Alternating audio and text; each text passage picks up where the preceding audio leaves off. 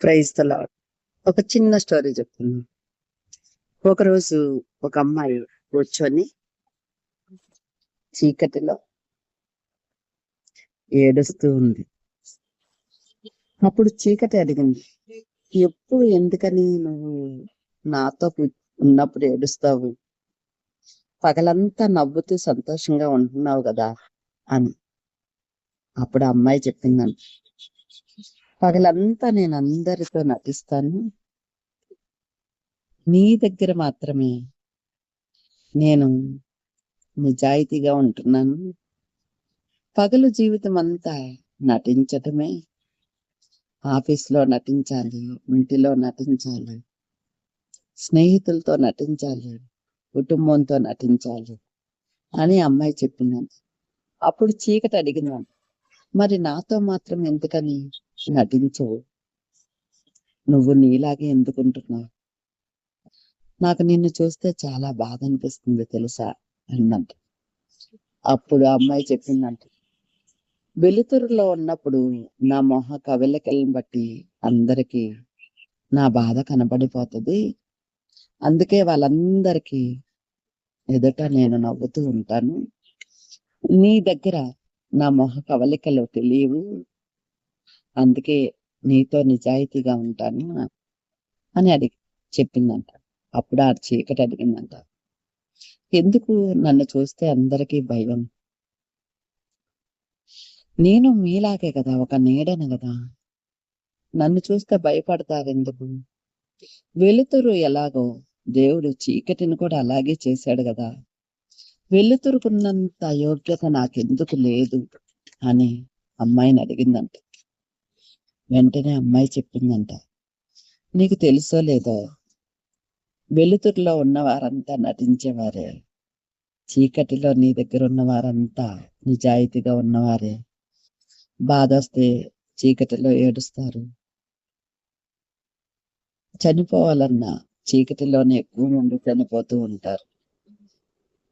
ఎవరికి చెప్పుకోవాలో తెలియక చీకటిలోనే వాళ్ళ బాధ అంతా వెళ్ళగక్కుతారు. అవన్నీ నువ్వు చూస్తూనే ఉంటావు కదా, ప్రతి ఒక్కరి బాధలో నువ్వు కాలి భాగస్థురాలు అవుతున్నావు కదా అని అందంట అమ్మాయి.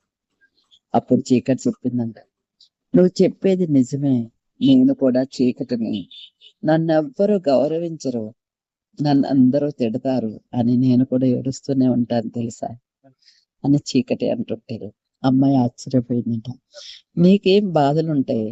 మాకంటే మనుషులు అందరితో కలిసి ఉన్నప్పుడు నవ్వుతూ ఉంటాము, ఒంటరిగా ఉన్నప్పుడు మాలో శరీర బాధలు, మనసు బాధలు, ప్రేమ బాధలు, ఎవరేం తిట్టారో అన్ని జ్ఞాపకం రావటం, ఎవరితో ఎలా ఉన్నామో రోజంతా అవన్నీ జ్ఞాపకం వచ్చి బాధపడతాం.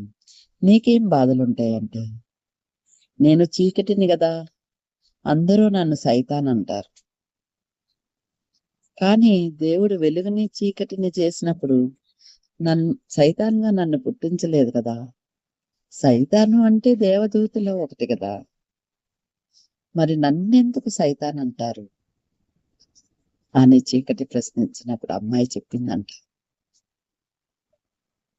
దేవుడు వెలుగునిచ్చినప్పుడు ఆ వెలుగులో అందరూ పనులు చేసుకోమని, చీకటిలో నిద్రపోమ్మని వెలుగు చీకట్లు కల్పించాడు. ఎందుకంటే చీకటి అంటే రెస్ట్, వెలుగు అంటే పని చేసుకోవడం. అంతేగాని నిన్ను సైతాన్ అనమని ఎవరిని చెప్పలేదు. మనుషులకి తెలివి లేక నిన్ను చీకటివి కాబట్టి నిన్ను సైతాను అంటున్నారు.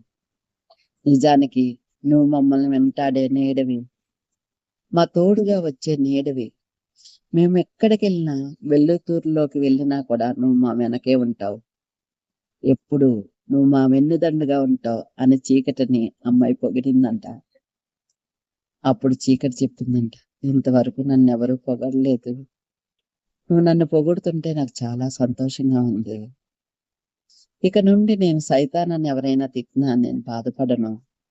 ఎందుకంటే సైతాన్ అంటే దేవుని దూతల్లోంచి వచ్చినది అని చాలా మందికి తెలియదు కదా, అందుకని ఇక నుంచి నేను బాధపడినని చీకటి ఒప్పుకుందంట. రోజు అమ్మాయి లైట్ తీయంగానే అలా పడుకోగానే చీకటి రోజు మాట్లాడటం మొదలుపెట్టిందంట. నువ్వు ఈ రోజు ఎలా బాధపడ్డావు, ఈ రోజంతా నీకు ఎలా గడిచింది, నువ్వు సంతోషంగా ఉన్నావా అంటే, నిజమే, నీతో మాట్లాడుతున్నా కదా, నాకు కూడా సంతోషంగానే ఉంటుంది. పగలు కూడా నటించటం మానేస్తున్నాను, ఎందుకంటే నైట్ నీతో నేను మాట్లాడుకుంటున్నాను కదా. ఇదంతా వాళ్ళ అమ్మగారు ఒక రోజు గమనించారంట. ఏంటి చీకటిలోకి వెళ్ళాక అమ్మాయి మాట్లాడుకుంటుంది, ఏమైనా దెయ్యం పట్టిందా అని హాస్పిటల్కి తీసుకెళ్లారంట. డాక్టర్స్ ఏమి లేదన్నారంట. అయితే సైకాలజీ దగ్గరికి తీసుకెళ్లారంట. అప్పుడు సైకాలజిస్ట్ చెప్పాడట, అమ్మాయి అంతా బానే ఉంది, తనకు తెలిసే ఒక చిన్న చీకటితో మాట్లాడుకుంటుంది. ఆ చీకటి చాలా మంచిది, అందుకే అమ్మాయి చెప్పిన మాటలను బట్టి తనకి ఏ రోగం లేదు, తను అలా ఉంటే ప్రశాంతంగానే ఉంటదంటే, లేదు డాక్టర్ గారు అలా ఉంటే పిచ్చిదైపోతుందేమోనని మాకు భయం వేస్తుందంటే, లేదు లేదు, తనకు సహవాసం దొరికింది, ఆ సహవాసంలో తను సంతోషంగానే ఉంది.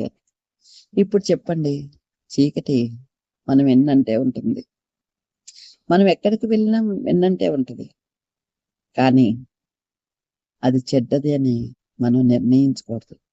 ఎందుకంటే తీర్పు తీర్చే బలం మన దగ్గర లేదు. తీర్పు తీర్చడానికి దేవుడున్నాడు, మనం ఎందుకు తీర్పు తీర్చాలి? శైతాన్ అనేది శోధిస్తుంది, ఆ శోధన కాలంలో ఉన్నప్పుడు శోధించబడాలి. శోధించబడితేనే కదా మనం సువర్ణంగా మార్చబడతాం. కొలిమిలో బంగారం ఇన్ని డిగ్రీస్ అని కాల్చబడితేనే కదా దాని వాల్యూ పెరుగుతుంది. ఒక వజ్రాన్ని తీసుకెళ్లి బురదలో పడండి, తర్వాత మళ్ళీ తీసుకోండి, దాని వాల్యూ తగ్గిద్దా? ఎందుకు తగ్గిద్ది? కడిగేసి పెట్టుకుంటే మళ్ళీ దాని వాల్యూ దానికి వచ్చేస్తుంది కదా. ఒక 500 రూపాయల నోట్ని నీటిలో పడేయండి, మళ్ళీ తీసి ఆరబెట్టండి, దాని వాల్యూ తగ్గుతుందా? తగ్గదు కదా. ఒక బొగ్గు ఉంది, అది నల్లగా ఉంటుంది, దాన్ని తీసుకెళ్లి కొలిమిలో వేయండి, కాలిపోతుంది, ఎర్రగా మారిపోతుంది, అయినా అది సంతోషంగా కాలుతుంది. మళ్ళీ బయటకు వచ్చేటప్పుడు బూడిదలా మారిపోతుంది, అయినా అది ఏం బాధపడట్లేదు కదా. నా జీవితం ఇంతే, నేను కాల్చబడడానికే పుట్టాను అని బొగ్గు అనుకుంటుంది, అందుకే ఏం మాట్లాడలేదు. ఇప్పుడు చెప్పండి, బంగారం, వజ్రం, బొగ్గు, ఇనుము అన్ని కాల్చబడుతున్నాయి కదా, మరి మనం కూడా కాల్చబడాలి కదా. సువర్ణంగా మారాలన్నా, వజ్రంగా ఉండాలి అన్నా, బొగ్గు వలె బూడిదలా కూర్చోవాలన్నా, మనం అన్నిటిలో ప్రావీణ్యం పొంది ఉండాలి కదా. ఏదో ఒక బైబిల్ చదివేశాం, ప్రావీణ్యం పొందామంటే కుదురుతుందా? కుదరదు కదా. దేవుడు ఏం చెప్పాడు? ఆత్మాభిషేకం పొందుకోవాలని. అభిషేకించబడాలి అంటే ఒలిములో కాల్చబడాలి కదా, అప్పుడే కదా అభిషేకానికి ఉన్న వాల్యూ పెరుగుతుంది. అందుకే ఎప్పుడు కూడా చీకటిలో నువ్వు నీతో మాట్లాడుకో, సైకాలజీ చెప్పిన ప్రకారం నీతో నువ్వు మాట్లాడుకో. నీతో నువ్వు మాట్లాడుకున్నప్పుడే నువ్వు కరెక్టా కాదా అని నీకు తెలుస్తుంది. ఎంతమంది ఎన్ని చెప్పినా నిన్ను నువ్వు ప్రశ్నించుకో, నేను కరెక్టేనా, నేను కరెక్ట్ గానే ఉన్నానా, నాలో ఏ తప్పుందో అని తెలుసుకొని ఆ చెడుని విడిచిపెట్టే, నీకంతా మంచి జరుగుతుంది. నువ్వు వెళ్ళే మార్గం మంచిదైనప్పుడు నీకంతా మంచి జరుగుతుంది. నువ్వు వెళ్ళే మార్గంలో ఎన్నో ముళ్ళు గుచ్చుకుంటూ ఉంటాయి, రోడ్డు మీదకి వెళ్తావు, యాక్సిడెంట్లు అవ్వచ్చు, అంత మాత్రాన చనిపోవు కదా. దేవుడు దేవదూతలను పంపించి నీ పాదాలకు రాయి తగలకుండా చూసుకుంటానంటున్నాడు కదా. నీకు గుర్తుందా ఎన్నిసార్లు నీకు చిన్న చిన్న దెబ్బలు తగిలి పడిపోబోయి ఎవరో పట్టుకున్న ఫీలింగ్ నీకు వచ్చి ఉంటది కదా. అప్పుడు మరి దేవదూతలు నీ కూడానే ఉన్నట్లు కదా. ఇప్పుడు యాకోబు కలగన్నప్పుడు దేవదూతలు పైనుంచి ఎక్కుతూ దిగుతూ ఉన్నారు అని చెప్పాడు కదా. ఎందుకు ఎక్కుతూ దిగుతూ ఉన్నారు? దేవదూతలంటే పైనే ఉండాలి కదా. వారు మెట్లు ఎక్కుతూ దిగుతూ ఎందుకున్నారు అంటే, కొందరు నిన్ను కాచుకోవడానికి వస్తున్నారు, కొందరు వారి డ్యూటీ అయిపోయి వారు వెళ్ళిపోతూ ఉన్నారు. దేవుడు వాళ్ళకు కూడా డ్యూటీలు వేస్తున్నాడు కదా. నా బిడ్డలు ఫలానా ఏరియాలో ఇలా ఉన్నారు, వాళ్ళకి ఈ ఆపద రాబోతుంది, మీరు వెళ్ళి కంచె వేసి ఉంచండి అని ఆ దేవదూతలకి ఆయన చెప్తున్నట్లే కదా. అది అర్థం చేసుకున్న వాళ్ళు దేవదూతలు పట్టుకున్నారని మీకు అర్థమైపోతుంది. ఎక్కడ తగ్గాలో నేర్చుకోవాలి, ఎక్కడ నెగ్గాలో నేర్చుకోవాలి. ఇప్పుడు దేవుడు ఆ దూతల్ని పంపించి మనల్ని అనేక సార్లు కాపాడుతున్నాడు. మరి అన్య ప్రజలను కూడా కాపాడుతున్నాడు దేవుడు. వారు తెలుసుకోలేకపోతున్నారు, వారు ఏం చేయుచున్నారో వారు ఎరుగక చేస్తున్నారు. ఇప్పుడు నువ్వు ఆపదలో పడినప్పుడు నీకు దేవదూతలు తోడుగా ఉన్నారు. వాళ్ళకు కూడా దేవదూతలు తోడుగానే ఉంటున్నారు.